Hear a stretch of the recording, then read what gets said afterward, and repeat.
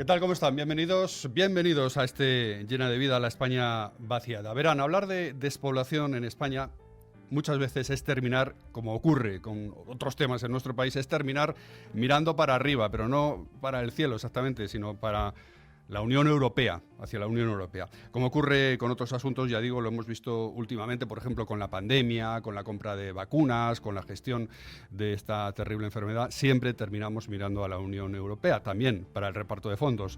Ahora estamos pendientes precisamente de eso, del reparto de los fondos europeos, y para averiguar de qué manera esto puede incidir y solucionar, al menos en parte, el acuciante problema de la despoblación en España, de la España vaciada. Ya hay algún terreno andado, pero todavía quedan muchas incógnitas por resolver. Lo cierto es que la despoblación no es un problema sistémico que afecta por igual a todo el territorio de la Unión Europea. Lo cierto es que España es el país campeón de la despoblación en la Unión Europea. Es la zona cero, por así decirlo, de la despoblación europea. Eso es nuestro país, de manera que queremos saber qué se cuece en Bruselas en relación con la despoblación que sufre buena parte del territorio español. ¿Se lo están tomando realmente en serio en la Unión Europea? Lo que sabemos a ciencia cierta, y esto es un hecho, es que sí que hay personas que se están interesando, que se están pringando, que se están implicando realmente en el problema de la España vaciada en las instituciones de la Unión Europea. Una de esas personas es la eurodiputada Susana Solís. Hoy vamos a hablar con ella.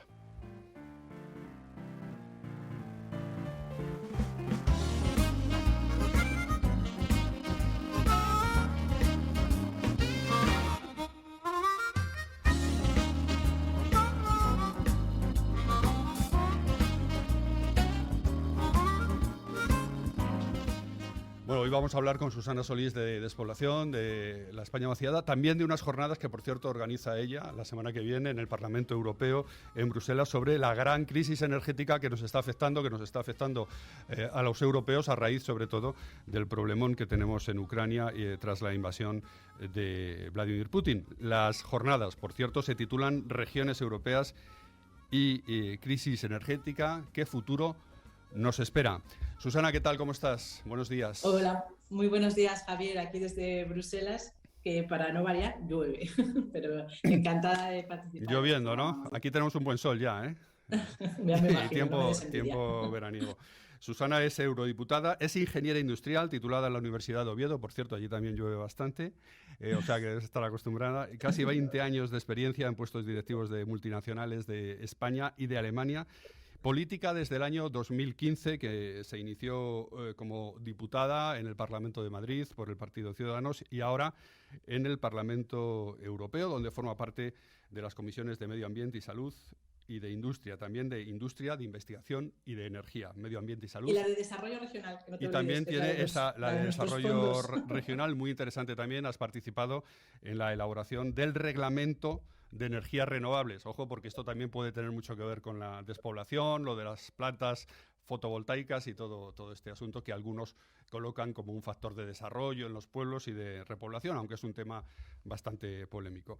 Susana, te voy a presentar también a los dos integrantes que están hoy con nosotros de nuestro Sanedrín de la España Llena, colaboradores fijos de nuestro programa, Raúl Santos, que es el coordinador del Territorio Rural Inteligente, y también Marta Corella, alcaldesa de Orea, ingeniera forestal, Premio Orgullo Rural, mujer muy implicada en el asunto de la repoblación y de la despoblación también. Están con nosotros, luego te harán preguntas también. Buenos días, Susana, encantada. Buenos días, Marta y Raúl, encantada de estar hoy con vosotros. Susana, encantado. Hola. Susana, vamos a hablar en primer lugar de esas jornadas, la crisis energética que está afectando a España en menor medida, por cierto, que a otros países de la Unión Europea. Tenemos menos dependencia de Rusia, eso sí que es verdad. Sí, bueno, yo creo que estas jornadas son la continuación a otras que he hecho ya hace unos meses, específicamente sobre la España vaciada, con el objetivo de acercar Europa a los ciudadanos y también, bueno, pues a los medios de comunicación, a los periodistas, que cubrís temas pues tan importantes para España como será la despoblación. Entonces, siguiendo a esa primera jornada que he hecho sobre despoblación, pues repetimos esta otra el 1 de junio, a la que estáis invitados, por supuesto, y para tratar el tema de despoblación, pero también desde el punto de vista energético, ¿no? Porque bueno, tenemos ahora una crisis energética por delante en la que las regiones tienen mucho que decir. Y yo creo que es importante que analicemos también el punto de vista de las regiones, que a veces estamos ahí como que todas las decisiones nos vienen de arriba abajo, y cómo nos puede afectar, y también cómo puede afectar a las zonas rurales, a las zonas despobladas, que además yo creo que tienen que ser grandes protagonistas. Entonces vamos a ver, en estas jornadas veremos cómo es el plan que nos ha presentado la Unión Europea para desconectarnos de Rusia, cómo puede afectar a España, el papel que puede jugar España, que podrá jugar un papel fundamental si queremos y si invertimos en interconexiones, pero también el papel de las zonas rurales y cómo puede afectar a la despoblación. Por lo tanto, es una continuidad del que ya hicimos hace unos meses.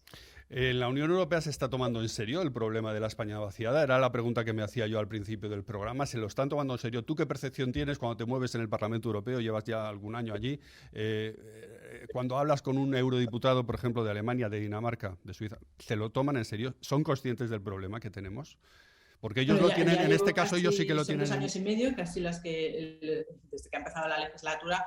Y yo creo que ha habido un cambio en la percepción de lo que es el tema de la despoblación, el reto demográfico en Europa. Y eso es importantísimo porque hemos dejado de ver el tema de las zonas despobladas como un problema aislado de Laponia, de las zonas del norte de Europa, a poner encima de la mesa, yo creo que en el trabajo hecho ya de otros eurodiputados anteriores a mí, el problema que tienen regiones españolas o regiones del sur de Europa, donde hay una pérdida de población a lo largo de los años y donde no podemos medir la despoblación como se medía antes, pues como en régimen de comunidades autónomas, sino hay que medirlo en términos de comarcas, de provincias, para que se vea esa parte de la despoblación.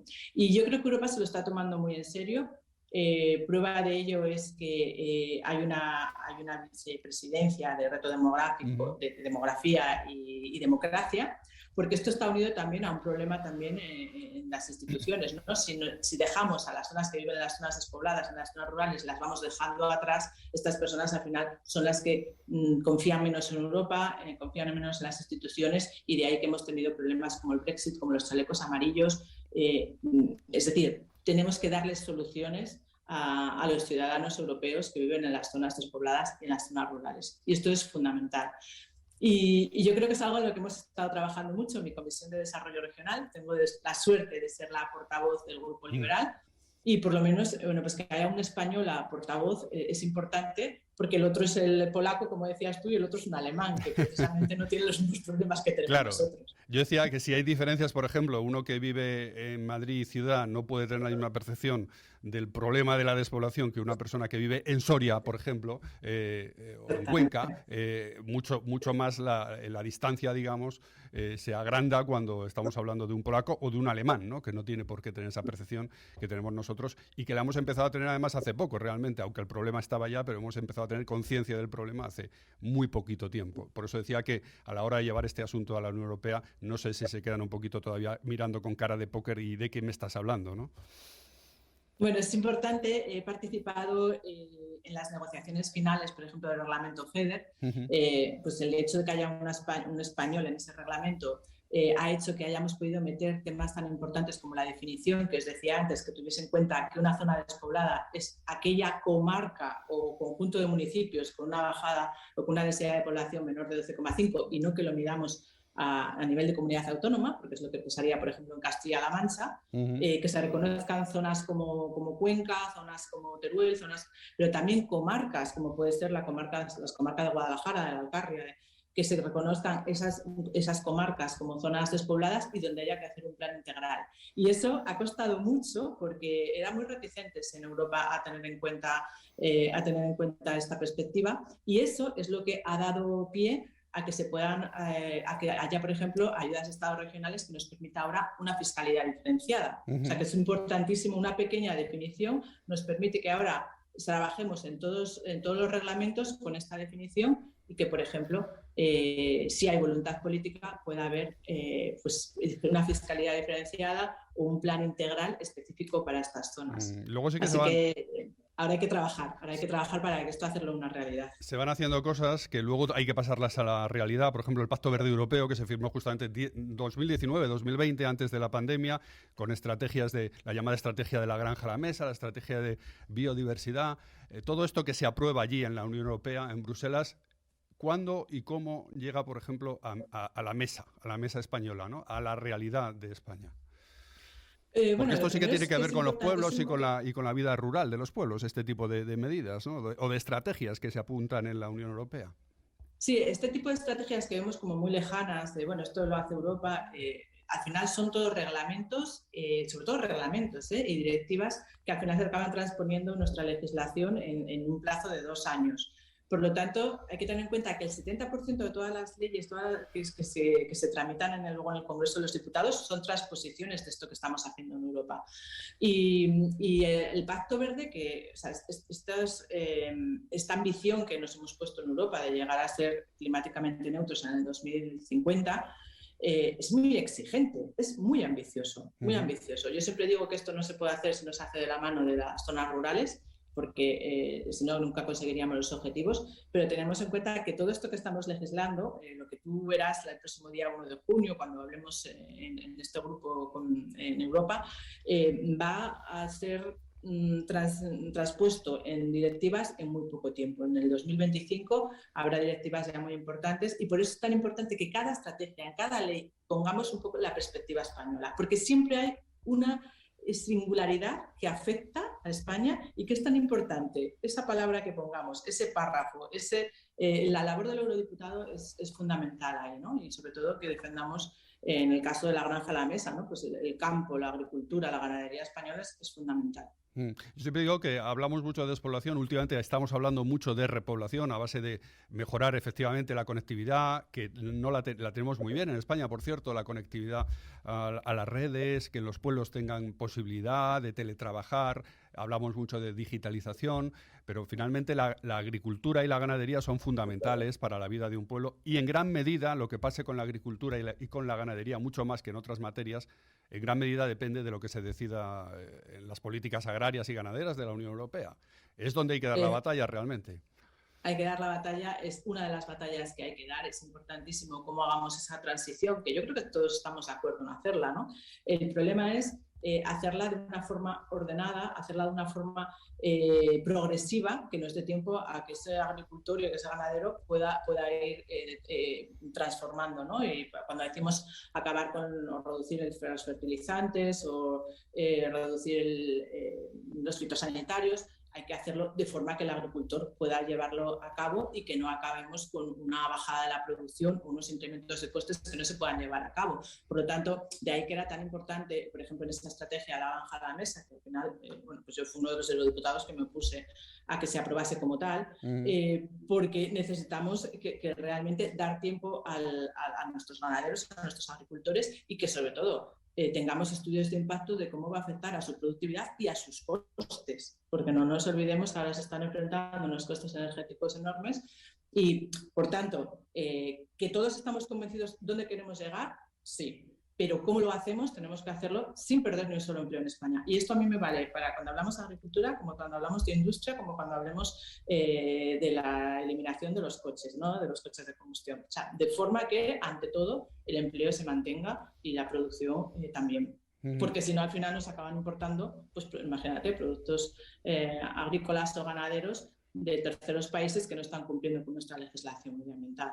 Tanto exigente sí, pero demos tiempo y hagámoslo conjuntamente, ¿no? Un grave problema. Y vamos a mirar al cielo, lo que decía al principio, a ese maná que esperamos que nos va a caer, que es el tema de los fondos europeos, en qué medida pueden aliviar el asunto de la España vaciada, porque esto, hay algunos que tienen muchísimas esperanzas en los fondos europeos y piensan que va a cambiar la estructura demográfica de nuestro país, que va a dar mucha más vida a los pueblos. Hay muchos pueblos que los están esperando como agua de mayo. ¿Tenemos esperanzas? ¿Tenemos fundamento real para tener esa esperanza, mejor dicho? Tú que lo estás viviendo de cerca, Hombre, ¿cómo se pues, están tramitando? Javier, yo creo, y lo he dicho siempre, estos fondos son una oportunidad y deberían de verdad de ser el punto de inflexión para dar este cambio en la España vaciada, ¿no?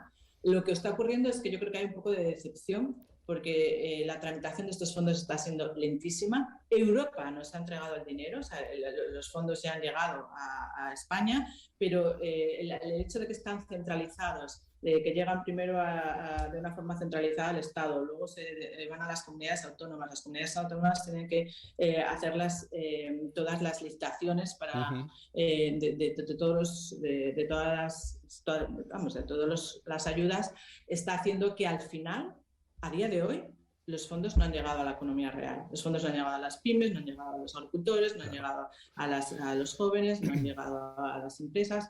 Y entonces hay cierta decepción que yo creo que tenemos que trabajar para cambiarlo, porque no nos podemos permitir perder este tren. Somos el país más beneficiado de Europa, porque también hemos sido el más golpeado durante la crisis, y ahora lo que estamos viendo es que hay una burocracia, no hay transparencia, no hay forma de saber qué es lo que realmente ha llegado a la economía real, yo me refiero a la pequeña pyme o al pequeño o al ciudadano.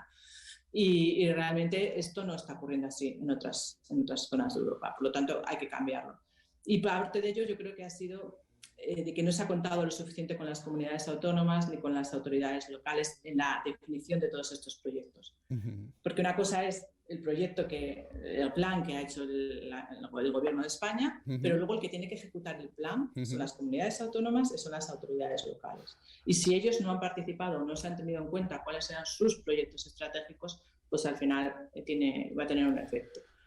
Yo creo que en el tema de la despoblación es una gran oportunidad para las zonas rurales, sobre todo, y también no solo las zonas rurales, no nos olvidemos también de esas pequeñas ciudades medianas que también están perdiendo población.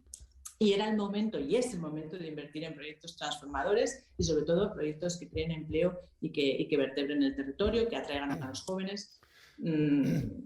Está siendo muy lento, pero no podemos perder la esperanza de que esto se tiene que emplear realmente en talento, en personas, no en infraestructuras, no nos olvidemos. Importante idea esa. Te voy a dejar ya con el Sanedrín, con Marta Corella, con Raúl Santos. Una última pregunta que me gustaría que te mojaras un poco y me hicieras un balance de la labor de este Gobierno de España, del Gobierno de Pedro Sánchez en el tema de España vaciada. Han creado, es verdad, una Secretaría de Reto Demográfico, la que preside Paco Boya. Por cierto, le tuvimos hace unos días en el programa. ¿Se está avanzando en algo realmente desde el Gobierno de España que no se hubiera hecho antes? Te pediría aquí que te mojaras un poco como persona, oye, que lo estás viendo también desde fuera. ¿Qué percepción se tiene de este tema? Pues me voy a mojar porque también conozco a Paco Boya personalmente, que he estado con él en alguna mesa redonda. Yo creo que era muy necesario esta Secretaría de Estado, es un paso adelante, pero no se ven los resultados. O sea, yo también se lo he dicho a él personalmente. Creo que esas 130 medidas para el reto demográfico carecen de presupuesto asignado, carecen de hitos, de objetivos, no están presupuestadas y por lo tanto es demasiado lento, ¿no? No hay una percepción y yo creo que ha hecho un estudio en Exeducación de que los jóvenes de las pymes no ven ningún avance en la España vaciada y yo creo que es el momento de que se ejecuten esos fondos, de que haya un plan integral. Yo siempre que he echado un poco en cara a lo que este gobierno sí habla mucho de la España vaciada, sí ha creado esa Secretaría de Estado que me parece importantísima, pero realmente no hay un plan integral. De hecho, cuando te vas al plan de recuperación, ni siquiera hay un punto del plan, o sea, no hay un programa del plan de recuperación para atacar de forma integral el reto que tenemos por delante, que como tú has dicho, es mucho mayor que el que tienen otros países europeos.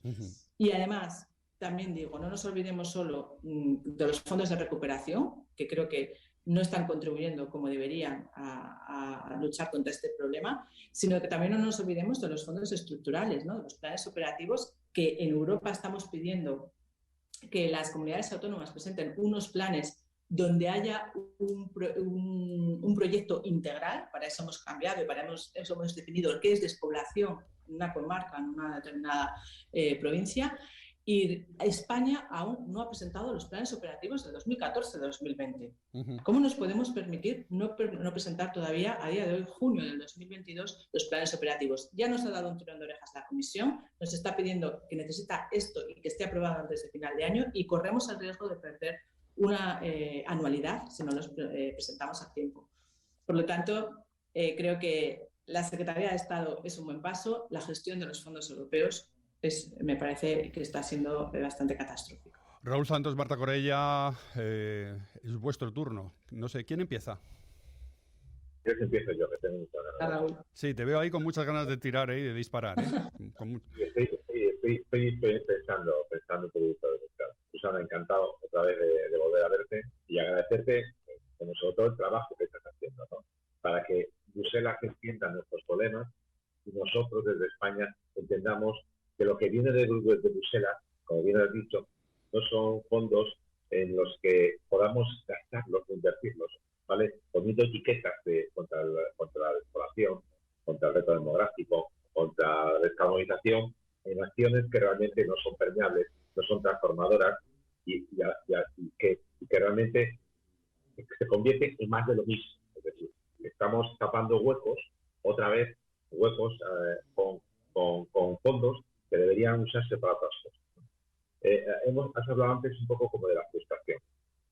Es real, la frustración es real y Marta seguramente como alcaldesa te lo contará. Y ayer ha habido una webinar con el tema del reto demográfico, con los proyectos de la orden de los proyectos administrativos. Había más de 700 personas.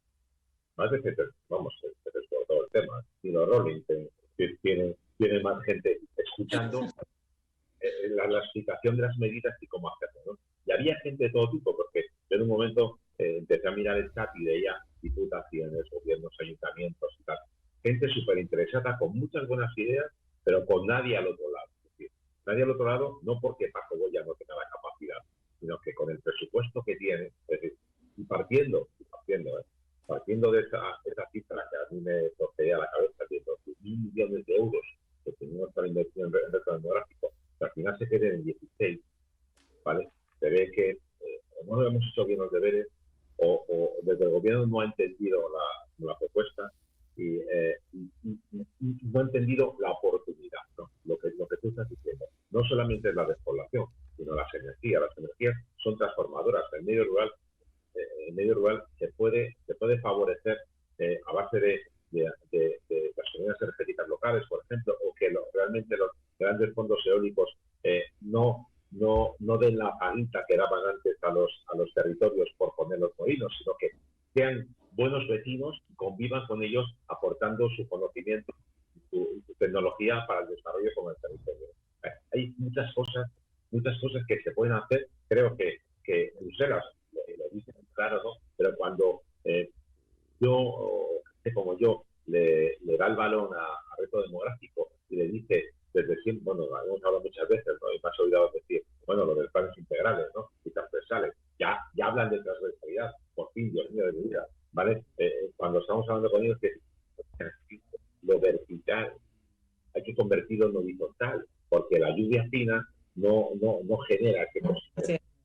Y para que todo esto tenga un sentido de futuro y para que los jóvenes, nuestras mujeres, nuestras empresas puedan seguir adelante con una visión diferente del mundo, desde el gobierno debe haber otra visión diferente.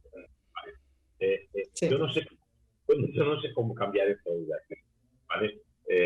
Pero desde aquí, yo lo único que te pido es que sigáis bombardeando al gobierno, ¿vale? Y tanto al gobierno como a las comunidades autónomas, porque también las comunidades autónomas no hay ese cambio de visión, ¿no? Yo cuando hablo con los funcionarios, que al final son parte importante de esta rueda, ¿vale?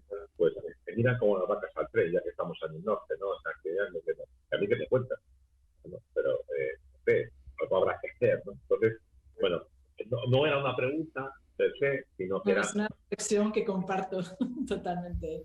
una reflexión, porque yo creo que tenemos una oportunidad de transformación real, ¿vale? Tenemos unos recursos enormes en nuestro país por explotar, pero tenemos que tener una planificación, una visión integral y transversal.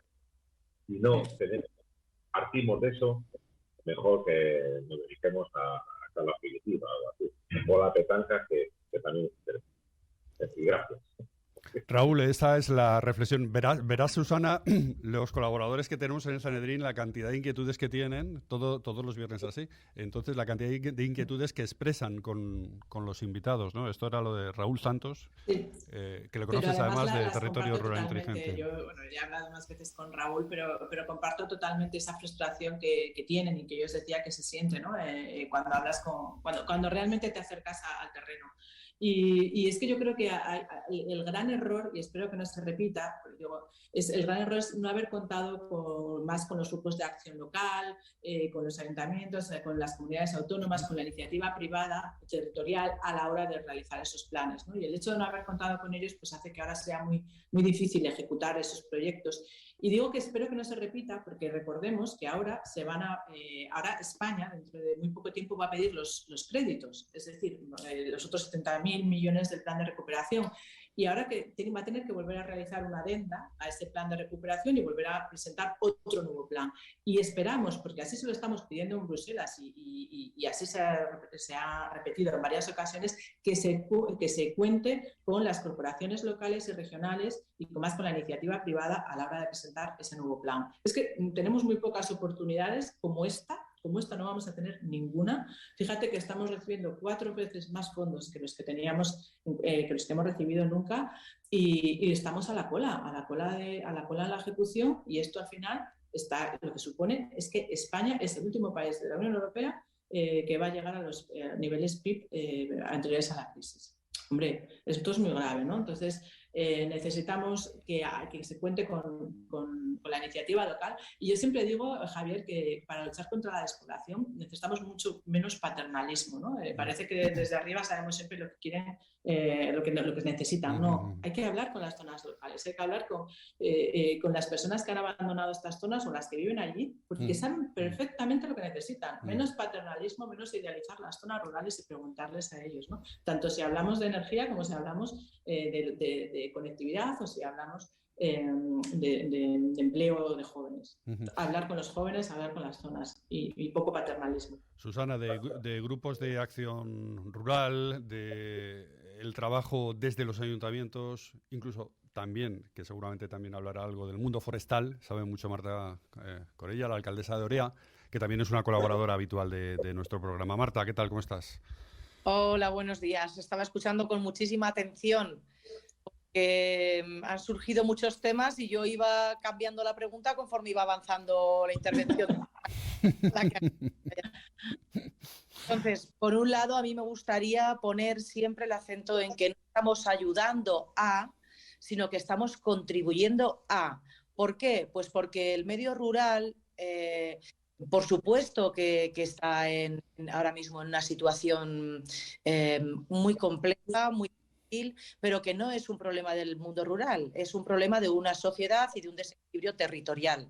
Y que este mundo rural, que en España, como bien dices, yo voy a incidir en el tema forestal, todos estos municipios de montaña atesoramos estos bosques tan bien conservados que resulta que regulan los caudales hídricos de las cuencas hidrográficas y que en la factura de agua de cualquier ciudad no repercute ni un euro en mantener los bosques que evitan el aterramiento de pantanos, por poner un ejemplo. Bueno, pues el vaciamiento de estos pueblos que han sido los custodios de estos bosques no es un problema solamente de estos pueblos, es un problema de la sociedad en su conjunto. Y por eso siempre incido en que, por favor, es más contribuir a una justicia social que ayudar a unas zonas a que no desaparezcan, porque el problema es un problema conjunto. Entonces yo, conforme íbamos hablando, yo iba cambiando la pregunta. Una de las reflexiones que quería dejar encima de la mesa es que ahora se ha llegado al compromiso del 30% de espacios protegidos. España, sabéis que somos el país con más superficie de espacios protegidos de toda Europa. Y claro, esto me lleva a una reflexión. Una de las energías renovables es la biomasa. La biomasa sale de una gestión forestal sostenible y que no se permite una gestión para una explotación en aquellos espacios que son parques nacionales. ahí va mi primera reflexión. ¿Cuál es mi segunda pregunta que me gustaría, Susana, lanzarte? ¿Qué opinas del Pacto Rural que está a punto de presentarse ahora ahí en Bruselas en junio? Tengo personas conocidas, algunas de ellas muy queridas y muy amigas, que sé que están trabajando muy duro con el tema del Pacto Rural. No sé cuál ha sido tu participación, si has participado o no.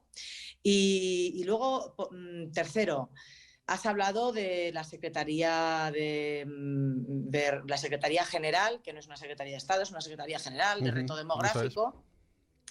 Fíjate tú, hace poco se compartía una noticia en un periódico de ámbito nacional poniendo los sueldos que se ganaban en esta secretaría, ¿no? Y a mí me enfadaba muchísimo porque digo, bueno, si estamos pidiendo que haya algo que luche o que nos ayude a paliar este desequilibrio territorial, ¿cómo luego podemos poner el acento en que se cree una estructura tan necesaria para trabajar por el territorio? Y de hecho, desde esta secretaría, creo que la mano de Paco Boya ahí también está muy presente porque él viene de las montañas, él era síndic de Valle de Arán antes de entrar ahí y presidente de las montañas. Están sacando proyectos que impactan directamente en el territorio, o sea, a los que podemos acceder los ayuntamientos, cosa que hace mucho que esto no pasaba. Nosotros tenemos que esperar los filtros del Estado, de las comunidades autónomas, de las diputaciones en muchos casos, y cuando llega a nosotros, pues llega de la forma en la que estábamos comentando, pues con el zapato que no nos gusta y con el número de pie que no calzamos. Entonces, ahí va mi tercera pregunta. ¿Qué 3 cosas primero harías tú si fueras la secretaria general, si ocuparas el espacio de Paco Boya? Casi nada, Susana, ¿eh? Casi nada. Muy bueno. Marta hace preguntas muy difíciles. No, verás que he elegido, digamos, a colaboradores de mucha altura, para darle también mucha altura al programa. Además, claro, que conoce muy bien los temas. Pero primero decir que estoy totalmente de acuerdo con ella, que tenemos que hablar de contribuir y de hecho yo lo decía al principio, cuando hablamos del Pacto Verde o cuando hablamos de cualquiera de las grandes transformaciones en Europa, esto pasa si tenemos en cuenta y si realmente contamos y contribuyen al mundo rural, ¿no? Entonces, por lo tanto, sí, estoy de acuerdo con ella. No es hablar de cómo ayudamos, sino cómo estas zonas van a contribuir más a las transformaciones de Europa, porque realmente esto es así. Hacía una pregunta sobre la biomasa y yo soy una gran defensora de la biomasa. España tiene un potencial enorme en biomasa agrícola y en biomasa forestal. También en biomasa agrícola podríamos estar a la cabeza y estar, como está haciendo Francia, aprovechando ese gran potencial y nos está haciendo. Y ahora mismo se está empezando a legislar, precisamente el próximo pleno de Estrasburgo vamos a legislar sobre las energías renovables. Y ya en este plan que presentamos a Europa nos están pidiendo que dupliquemos la cantidad de biomasa, ¿no? Y España aquí podría hacer mucho más. Yo sobre todo quiero tener en cuenta las pequeñas explotaciones agrícolas y las pequeñas explotaciones, cómo contribuye también al limpiado de los montes. Y que tengamos en cuenta esto a la hora de legislar, de que no hagamos una legislación muy burocrática, porque, claro, lo hacíamos antes, no es lo mismo tener en cuenta los bosques primarios, que no son los que el problema de España, o los problemas del norte de Europa, con lo que tenemos en España de biomasa forestal. Pero para mí es fundamental que España ponga la cabeza en biomasa forestal y también en biomasa agrícola.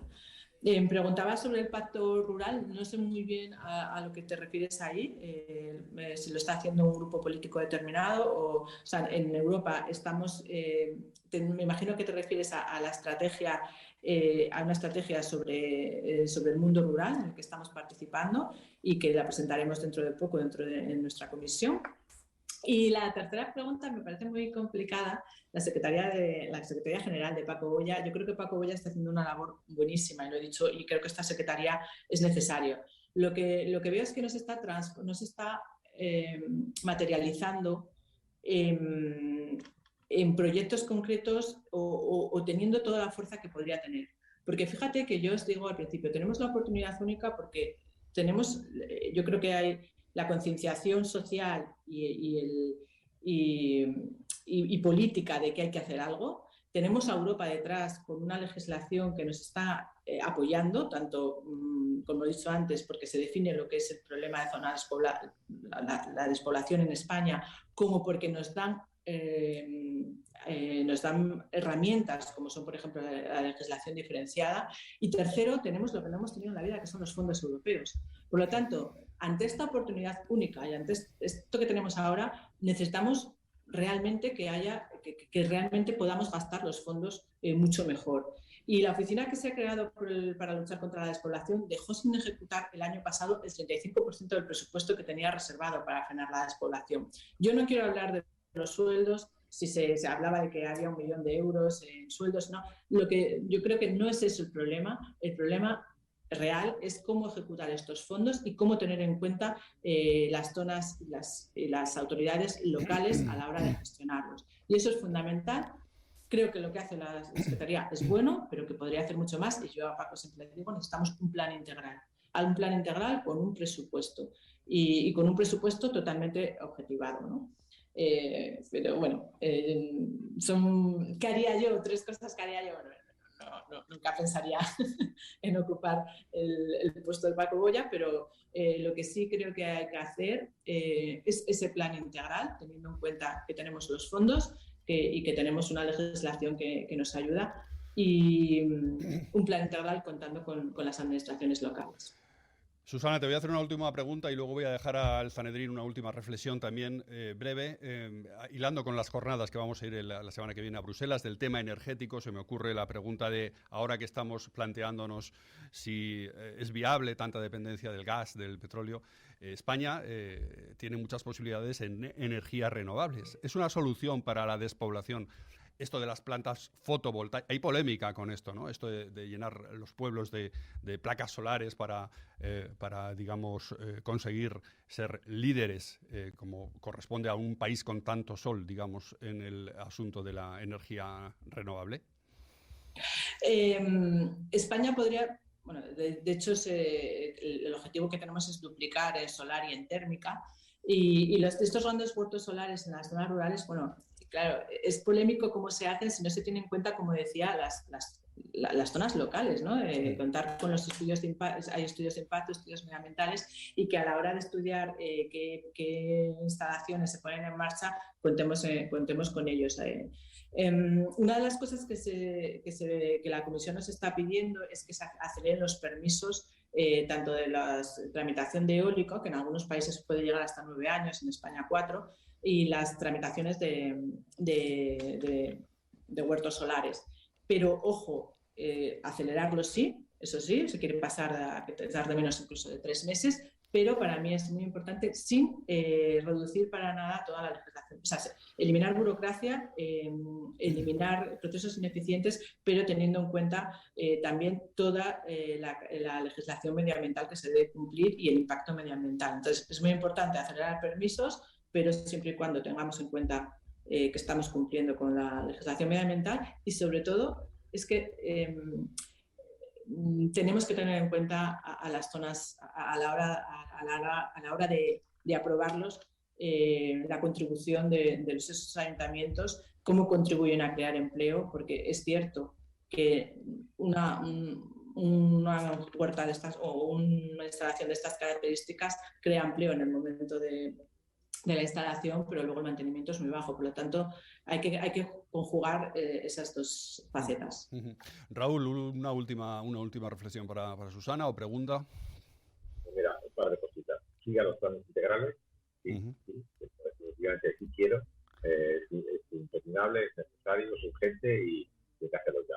Y segundo, sobre la energía. Mira, nosotros estamos promoviendo muchas comunidades energéticas locales de uso en régimen como de cooperativa, mucho como compartido en el medio rural, que se integran perfectamente en esos pequeños como territorios, y que no solamente aportan esa energía, ese ahorro y esa comunidad, ¿vale? Es decir, poniéndoles en las cubiertas de los vehículos públicos, sino también esa energía que usa para más cosas, acciones de movilidad, nosotros esa oportunidad, esa transformación energética sirve para que esos pequeños pueblos encuentren otras soluciones a esas necesidades para fijar población y hacer desarrollo, ¿no? Créeme, estamos en muchos pequeños sitios, en muchos pequeños ayuntamientos que decían, esto no va conmigo, ¿no? Esto no va conmigo, es que no soy capaz. Créeme que ese tipo de proyectos que ahora se están favoreciendo mucho desde los gobiernos regionales y de la Unión Europea, para mí son vehículos como transformadores que poco a poco, los pocos que hemos promovido ya, están generando un rum y además lo bueno de ese rum es que es contagioso, ¿vale? El pueblo de al lado también quiere hacer, y al final tú conectas en régimen virtual, porque lo que tienen las nuevas tecnologías es que no hay que poner placas en todos los edificios, sino colocas en una y en el radio de los 500 metros que marca la ley, pues todo el mundo puede favorecerse, ¿no? Y esa es la entrada después a que otras energías, como la biomasa, la hidráulica, etcétera, monten un pool territorial que realmente les haga dependientes e innovadores. Al final, la innovación empieza por ese ecosistema que tenemos que generar. Entonces, bueno, pues, estoy de acuerdo, Marta. con Raúl. Hay que detectar los proyectos tractores porque tienen una onda expansiva en todo su entorno. No hay que despreciar las pequeñas cosas porque precisamente aquí en el medio rural, si queremos conseguir algo, tiene que ser a base de muchas pequeñas cosas que sean muy replicables y que generen gran impacto. Y yo creo que sí que lo estamos consiguiendo porque el año pasado la Secretaría de Reto Demográfico, el MITECOR, hizo un llamamiento para que los ayuntamientos propusiéramos y recibieron más de 1000 y pico propuestas de proyectos tractores interesantes y de hecho luego todas las convocatorias están saliendo en base a todas aquellas propuestas que hicimos los pequeños ayuntamientos. Salió la convocatoria del IDAE en octubre de este año pasado y al mes se había acabado ya el presupuesto y le volvieron a meter presupuesto. Nosotros estamos elaborando una red de calor. Es cierto que es absolutamente tedioso todo lo que es la documentación, es muy complejo para un pueblo tan pequeño elaborar todas estas memorias, pero bueno, es un escollo que tenemos que salvar y que ahora sí es verdad que se están haciendo cosas como, por ejemplo, que los municipios pequeños podamos entrar en proyectos grandes y que el IVA que nosotros no nos podemos gastar sea un gasto legible. O sea, eso es un paso grandísimo para nosotros porque lo que suponía era que si la intensidad de subvención era hasta el 90% o el 95%, si no nos contemplaban el IVA realmente no era así. Entonces, es verdad que yo tengo muchísima ilusión, tengo mucha esperanza puesta en que estamos en un camino fuerte y, cómo no, yo le voy a pedir a Susana que le vamos a hacer llegar el documento de Sumar Complicidades que salió en Corea para apoyar a los municipios. No sé si tú conoces esta figura, Susana, los montes de utilidad pública. El catálogo de montes de utilidad pública es la primera figura de protección que hubo en España, en Europa y casi en el mundo. Y son todos los bosques que componíamos, básicamente, hay más, pero básicamente los bosques que componíamos las cabeceras de las cuencas hidrográficas, precisamente por esa necesidad de poder proteger los caudales hídricos, la regulación y el evitamiento de los aterramientos de los embalses y los pantanos. Esta figura de los montes de utilidad pública pertenece mayoritariamente a ayuntamientos, también hay comunales pertenecientes a particulares, a los vecinos y queremos ponerla en valor, que la gente nos entienda, porque la gestión depende del Estado, bueno, ahora de las comunidades autónomas, pero la propiedad es nuestra. Y bueno, hicimos una mesa muy potente y sacamos un documento bastante potente y estamos sumando complicidades. Así es que te lo haré llegar para que te sumar complicidades, siempre lo dice Marta, que hay que hacer, Marta, para adherirse a ese documento, que siempre lo dices. Bueno, hay que entrar en la página SOS Mundo Rural Orea @webnode.es. Y ahí hay un apartado, porque ahí están colgadas todas las jornadas que hemos ido haciendo en Orea, que sabes, Javier, que llevamos una trayectoria muy larga. y ahí hay un apartado que pone sumar complicidades. Orea es la capital del programa de Llena de Vida, la España vaciada. Vamos a cerrar temporada, por cierto, Susana. Esta temporada la vamos a cerrar en Orea con un programa que vamos a hacer allí. Y es un pueblecito de montaña encantador. Castilla-La Mancha, Guadalajara, pero montaña a tope, Orea. Mucho bosque también por allí. Por eso está siempre tan preocupada Marta por el tema forestal, ¿no? Y lo que tiene que ver con la repoblación y el mundo forestal. Nada más, se nos ha acabado el tiempo, me están diciendo que nos tenemos que ir. Muchas gracias, Susana, por estar con nosotros hoy. Susana Solís, eurodiputada. La semana que viene nos vemos en nuestras jornadas en el Parlamento Europeo, regiones europeas y crisis energética. ¿Qué futuro nos espera? Allí nos veremos, Susana. Muchas gracias. Un placer, nos vemos en Bruselas. Un saludo a todos y muchísimas gracias.